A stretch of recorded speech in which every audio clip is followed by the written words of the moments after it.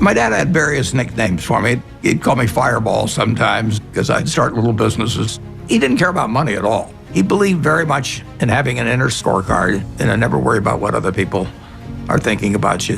Just if you know why you're doing what you're doing, that's good enough.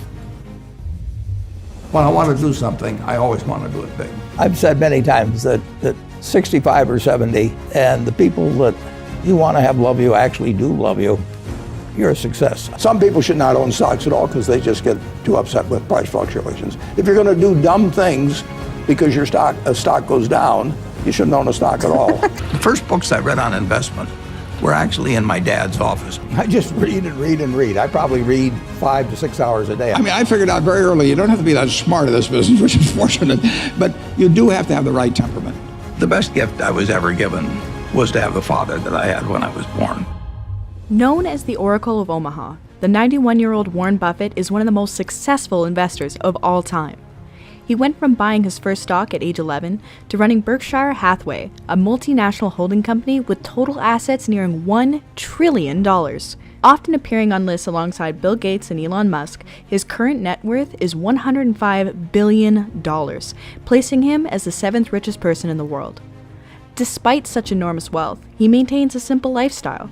He lives in the same home that he bought back in 1958 for $31,500. He makes his daily commute in his 2014 Cadillac XTS, often stopping by McDonald's for breakfast before heading into the office. So for someone with such a simple routine and more money than he could possibly spend, what makes him happy? I would have to be honestly say that what makes me happiest is what I'm doing. I know I'll win over time. That doesn't mean I'll beat everybody else or anything like that, but I'm in a game that's very, very, very easy if you have the right lessons in your mind about what you're buying. I'm not buying stocks. I'm buying pieces of overwhelmingly American business. And I'm happy when that's happy, when I'm doing it. I'm happy when stocks are going down. I'm happier when stocks are going down because I can buy more of them with the same amount of money. I'd be happy if I was a farmer. I'd want farmland to go down so I could buy more acreage. If I was, it just makes sense. The best moat you can have is your own talent.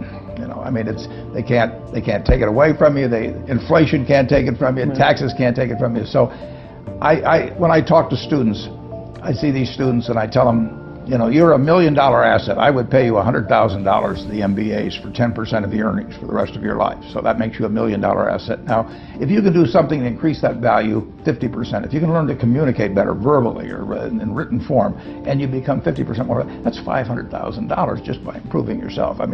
Nobody can take that away from you. And so I urge everybody, when I talk to them in high school about this and college, is just develop the habits. You've got the brain power, you've got the energy, but develop the habits of success and look around you at the people that you admire, and list what makes you admire them compared to somebody else that looks equally strong or equally talented.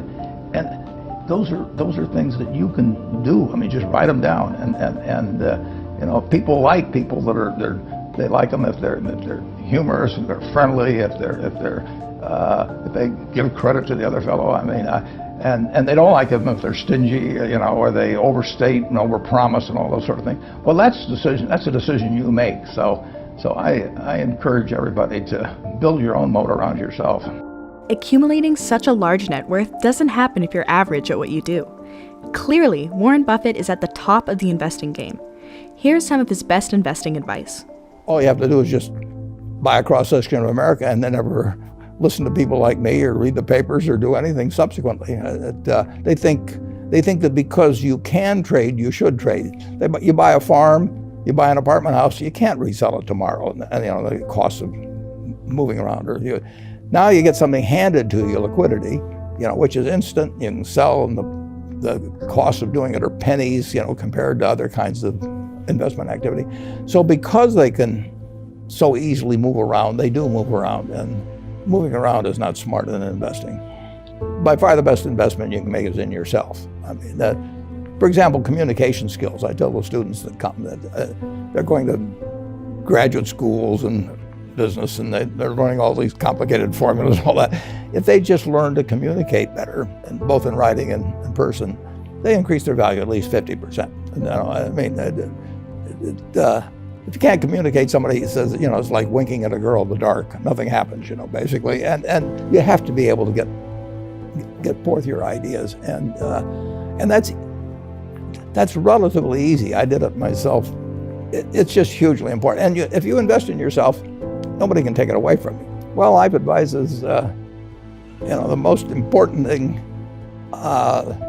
is really who you associate with. You want to associate with people that are better than you are. I mean, basically, you'll go in the direction of the people that you associate with, and you want to have the right heroes. You want people, if you want to emulate somebody, you better pick very carefully who you want to emulate. And obviously, you can't pick your parents. They're going to have an enormous influence on you, but you don't get a choice on that. But you get choices as you go down the line, and who you admire, who you want to copy.